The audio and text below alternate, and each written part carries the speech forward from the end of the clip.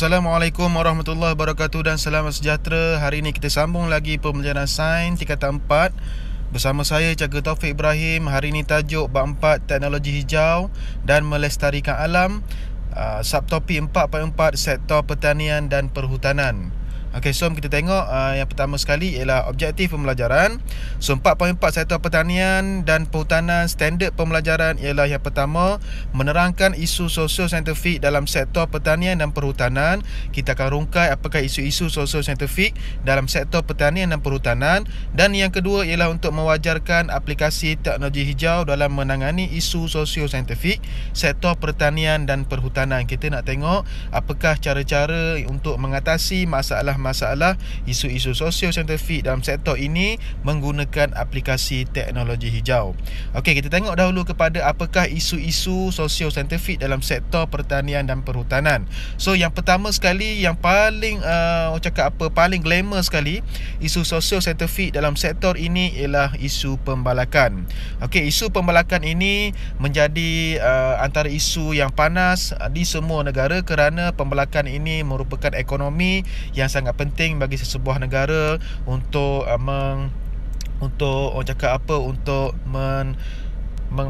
supply, untuk membekalkan kayu-kayan daripada hutan untuk apa-apa jua industri. Jadi pembalakan ini merupakan isu yang sangat penting dalam sektor pertanian dan perhutanan.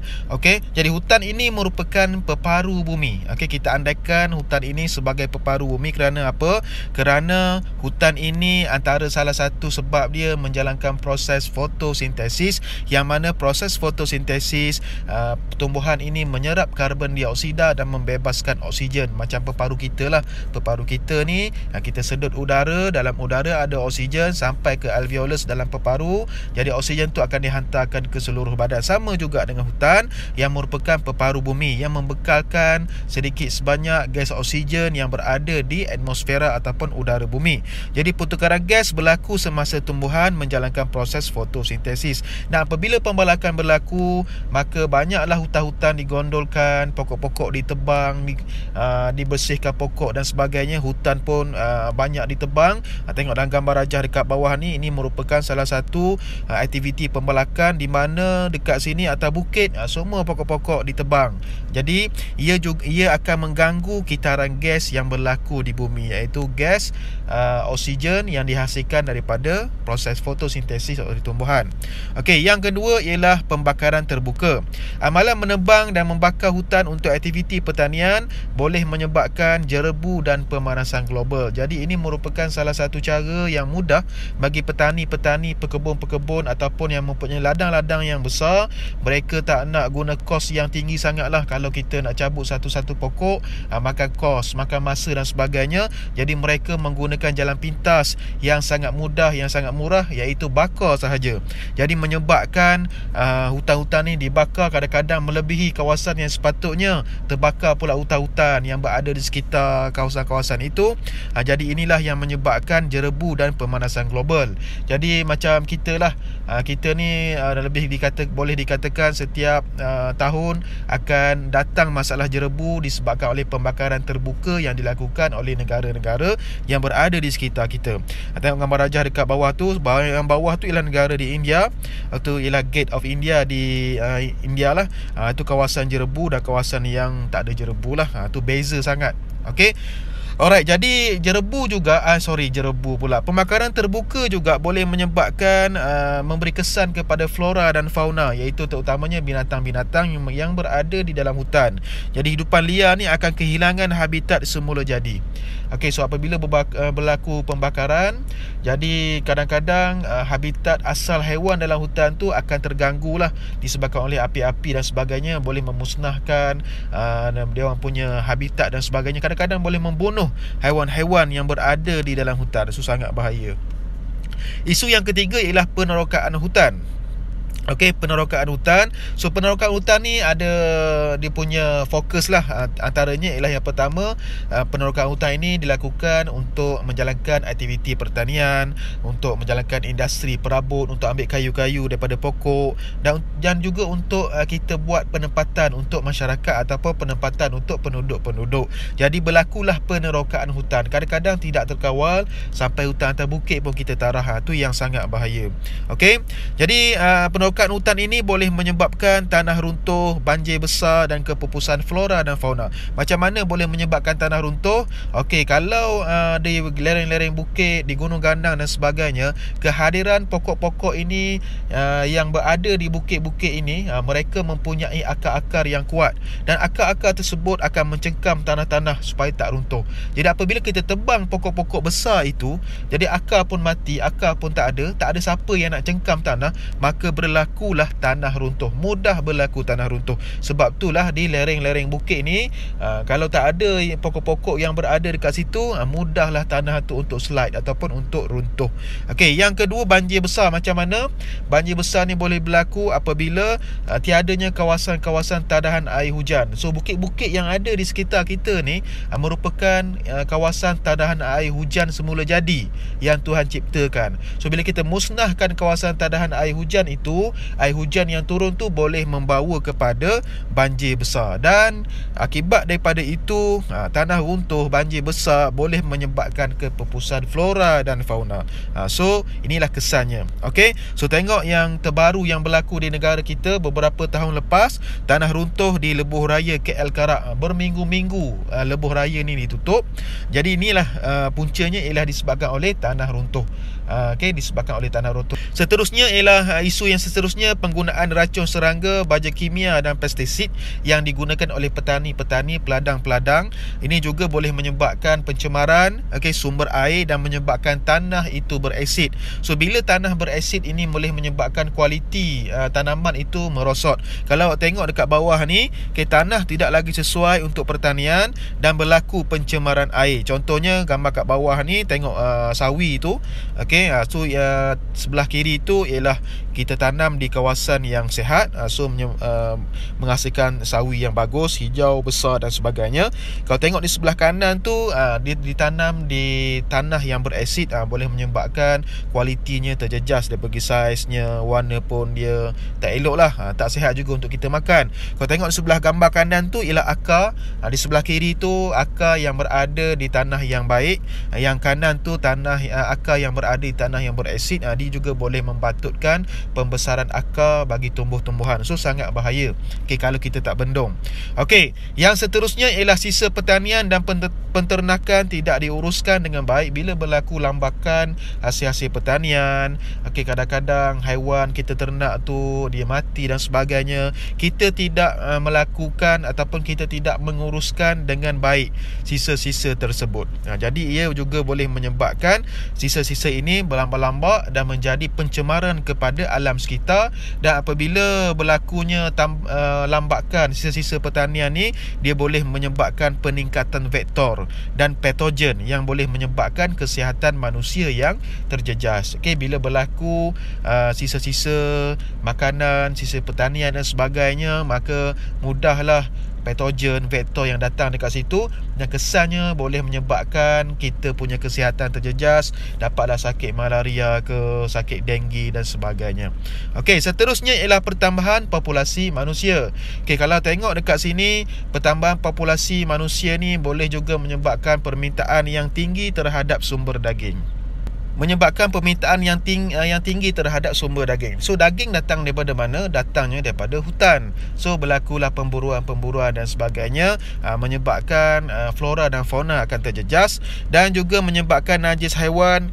Jadi banyak sangat najis haiwan boleh menyumbang kepada peningkatan gas rumah hijau, iaitu metana. So jadi kalaulah manusia ni semakin meningkat, so permintaan kepada daging ni meningkat. Jadi bila daging kita kita nak banyak, kita belalah banyak. Okey, katakan kita bela lembu, kambing dengan banyak. So najis-najis ni akan terhasil lah, semakin meningkat lah sebab kita bela lagi banyak. Jadi najis-najis ni akan menyumbang kepada peningkatan gas rumah hijau, iaitu gas metana. Okey. Seterusnya kita pergi pula kepada isu seterusnya, sebatian nitrogen dan fosfat yang mengalir ke sungai mengakibatkan eutrofikasi yang membunuh hidupan akuatik. Kalau perasan di tasik-tasik, di lombong-lombong, kalau tengok air tu warna hijau, bukannya air tu yang warna hijau, tetapi disebabkan oleh proses eutrofikasi. Okey, kita tengok sikit apakah yang dimaksudkan dengan eutrofikasi dan prosesnya bagaimana ia berlaku. Okey. Eutrofikasi ni datangnya daripada aktiviti ataupun kesan daripada aktiviti pertanian yang kita jalankan. So baja-baja, kumbahan dan sebagainya yang mengandungi kepekatan nitrat dan fosfat yang tinggi. Okey, baja dan kumbahan ni dia mengandungi kepekatan nitrat dan fosfat yang tinggi dan dia mengalir ke tasik itu dan boleh menyebabkan pertumbuhan pantas alga yang menutupi permukaan kolam. Dia boleh mengakibatkan alga ni dapat makanan banyak. Jadi alga ni akan tumbuh sebanyak-banyaknya di kawasan tasik, lombong dan sebagainya, sungai dan sebagainya. Jadi tumbuhan pantas alga ini dia akan tutup permukaan kolam. Sebab itulah kita akan nampak kadang-kadang tasik dan sebagainya tu warna hijau sebab dipenuhi oleh alga. So bila alga ni banyak sangat ditutup permukaan kolam, alga ni boleh menghalang cahaya matahari daripada sampai kepada tumbuhan di dalam air. Okey. So bila matahari tak dapat sampai ke permukaan tu air tu, tumbuhan di dalam air akan mati sebab tak terima cahaya matahari. Sebab tumbuhan ni memerlukan cahaya untuk menjalankan proses fotosintesis. Jadi tumbuhan itu tak dapat cahaya matahari, jadi tumbuhan tu akan mati. So bila tumbuhan akan mati, tumbuhan tersebut akan mengalami proses penguraian. Okey, jadi proses penguraian tumbuhan ni dia menggunakan gas oksigen. Jadi bila digunakan gas oksigen terlampau banyak dalam kawasan air tu, tasik ke, kolam ke, sungai ke, dia akan menyebabkan kurangnya kepekatan oksigen di dalam air. So dalam kawasan air sekarang ni oksigen semakin berkurang disebabkan oleh proses penguraian oleh tumbuhan mati. So ini menyebabkan organisma akuatik yang dalam air, ikan, katak, berudu dan sebagainya tidak dapat mendapat oksigen yang mencukupi dan boleh menyebabkan kematian. Sebab itulah kadang-kadang di kawasan sungai yang ada eutrofikasi ini kita akan nampak ikan-ikan timbul, bangkai-bangkai ikan dan sebagainya.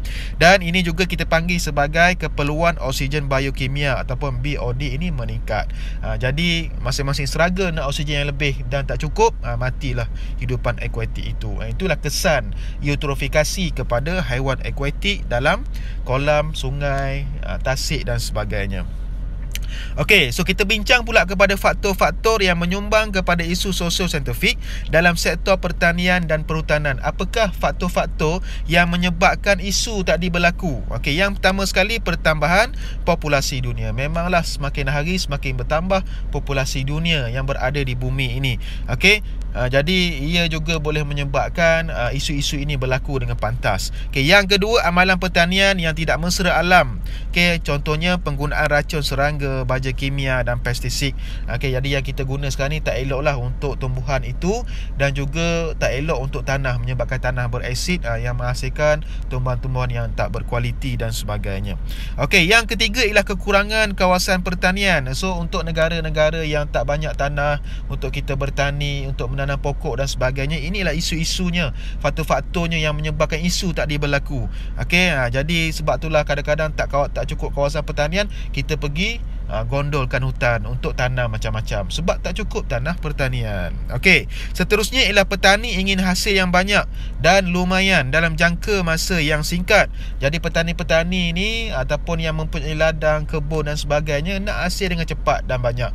Jadi sebab itulah mereka ni menggunakan baja-baja kimia, pestisida yang menghasilkan hasil yang cepat tapi tidak sihat untuk kita. Kadang-kadang mereka ni nak jalan pintas, dia orang bakar saja, menyebabkan pembakaran terbuka apa yang boleh menyebabkan jerebu dan memberi kesan kepada kesihatan manusia. Okey, so kita tengok pula kepada aplikasi. Okey, cara-cara kita nak selesaikan isu-isu ataupun masalah-masalah tadi, isu-isu sosio-saintifik dalam sektor pertanian dan perhutanan ini. Apakah aplikasi teknologi hijau untuk menangani isu sosio-saintifik dalam sektor pertanian dan perhutanan? Okey, yang pertama sekali, aktiviti pembalakan perlu dikawal bagi memelihara tumbuhan hijau yang menyerap karbon dioksida dalam udara. Kita perlulah mengawal aktiviti pembalakan. Okey, di Malaysia kita menjalankan penguatkuasaan undang-undang. Kita ada Akta. Yang pertama sekali, Akta Perhutanan Negara 1984.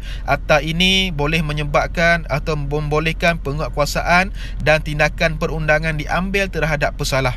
Okey, antara larangan-larangan yang dikuatkuasakan dalam Akta ini, yang pertama, larangan memasuki hutan simpan kekal. Kita dekat Malaysia ada hutan simpan kekal, di mana kawasan ini tak boleh kita nak ambil walaupun sehelai daun, ataupun tak boleh mencederakan binatang yang berada dalam hutan simpan kekal. Kalau kita ceroboh, kita akan didenda lah, ataupun adalah hukuman-hukuman dalam Akta ini.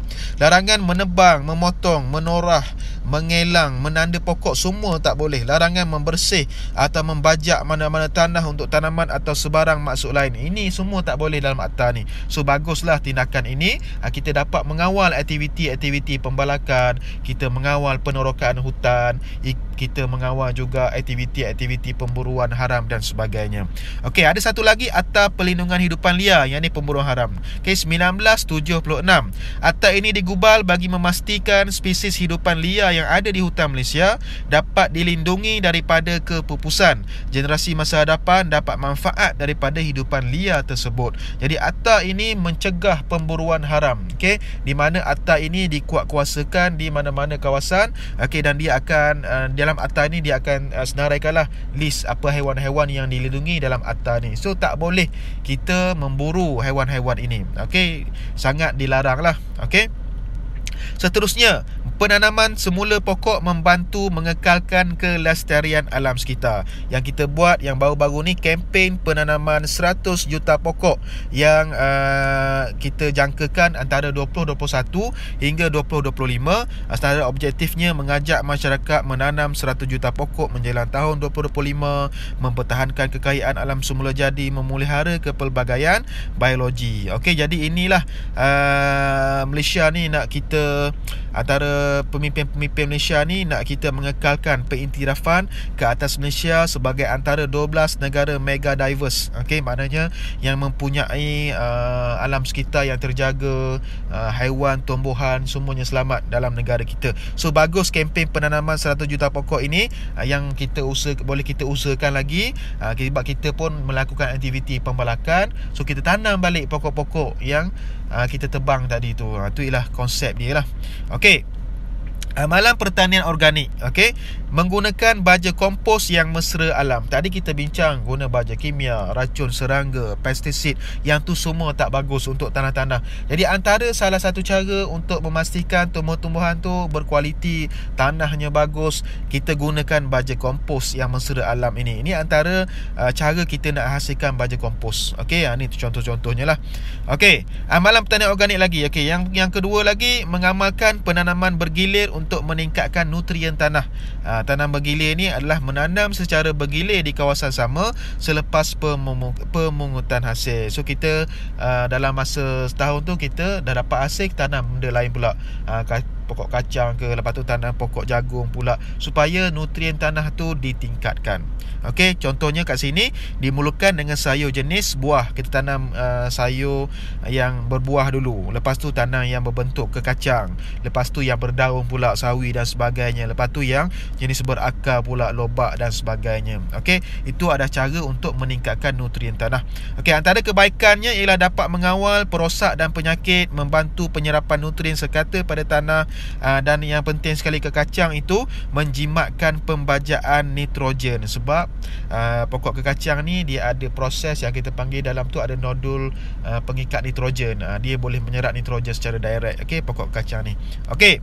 Seterusnya ialah penggunaan kaedah bioteknologi dan pertanian seperti penanaman tegak, hidroponik dan aquaponik untuk menyelesaikan masalah kawasan pertanian. Bagi kawasan-kawasan yang tak cukup kawasan pertanian, negara-negara yang tak mempunyai tanah untuk kita bertani, kita boleh guna kaedah biotek, okey, dalam pertanian ni. Contohnya hidroponik yang tak memerlukan tanah untuk kita tanam sayur, gunakan air sahaja. Sebab itulah kita panggil sebagai hidroponik, menggunakan menggunakan air. Ini banyak dilakukan di kawasan-kawasan rumah teres, di kawasan-kawasan apartmen, flat dan sebagainya. Kita tanam saja di kawasan-kawasan beranda kita, atas-atas bumbung. Okey, dia tak perlukan tanah langsung. Okey, ini ialah kebaikannya. Yang kedua ialah aquaponik. Okey, aquaponik macam ni, kita tanam dan air-air daripada tumbuhan itu, air daripada tangki air itu akan masuk kepada air untuk tumbuhan juga. Ni kita guna aquaponik, okey, sekali untuk tumbuhan dan haiwan sekali. Okey. Pengurusan pengairan tanaman yang baik mengelakkan pembaziran air. Contohnya dengan menggunakan air hujan. Kita boleh gunakan juga air hujan untuk aktiviti pertanian kita. Alright. Seterusnya, kita pergi kepada sisa pertanian dan peternakan diproses menjadi baja kompos menggantikan baja kimia, sumber biojisim untuk menjana tenaga elektrik. Okey, contoh baja kompos tadi, okey, kita gunakan sebagai alternatif untuk mengganti baja kimia yang membahayakan tanah dan tanaman. Okey, cara macam mana ada kita boleh share dekat sini. Cara buat baja kompos menggunakan sisa makanan. Okey, yang pertama kita kompos sisa-sisa dapur, makanan-makanan kita kan, kulit telur, sayur, kulit bawang, tulang ikan dan sebagainya. Lepas tu kita masukkan dalam tong, kita buat berlapis. Okey, lapisan pertama kita letak apa? Kita letak daun ataupun rumput kering. Lepas tu masukkan sisa makanan dan yang terakhir sekali kita letak tanah. Lepas tu kita siramlah, siram dengan sedikit air ataupun kita masukkan cuka sedikit, kayu sikit supaya lembap, goncangkan tong dan tutup. Lepas tu kita biarkan untuk proses pereputan. Okey, dalam tempoh sebulan. Bahan-bahan ini akan mereput dan menjadi baja. Jadi jadilah baja kompos. Okey, inilah baja organik. Okey, bukannya baja kimia yang sangat bagus untuk tumbuhan. Okey. So ni ialah biojisim. Macam mana biojisim itu dilakukan? Contohnya sisa-sisa najis haiwan, sisa-sisa tumbuhan, okey, diletakkan dalam satu takungan. Lepas tu takungan itu diletakkan dalam biogas generator biogas. Jadi dia akan menghasilkan gas, iaitu gas metana. So gas metana ni boleh dijadikan sumber bahan api untuk memasak dan boleh digunakan sebagai lampu biogas. Kita boleh nyalakan lampu juga. So antara biojisim ni, saya pernah tengok satu video di mana kaedah ini dilakukan di kawasan-kawasan pedalaman negara China, India dan sebagainya. Mereka menggunakan secara total sumber biojisim untuk memasak dan menghasilkan elektrik untuk lampu mereka. Sebab elektrik tak sampailah sebab kawasan pedalaman sangat jauh. Okey.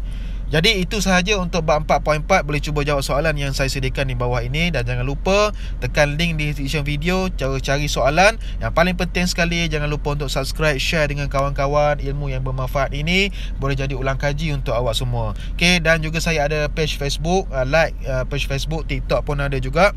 Okay, seterusnya kita akan belajar juga bab 4 lagi, teknologi hijau dan melestarikan alam 4.5, iaitu sektor pengangkutan. Di setakat itu sahaja. Assalamualaikum dan selamat sejahtera.